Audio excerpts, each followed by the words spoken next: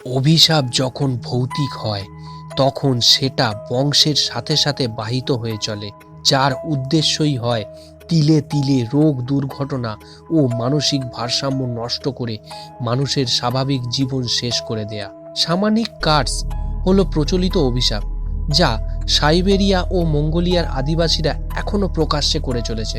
Voodoo বা অন্যান্য কালো জাদুর মতো এখানেও মানুষের জামাকাপড়ের টুকরো, চুল, পুতুলের সাথে অভিমন্ত্রিত করে তাকে অভিশাপ দেওয়া হয়।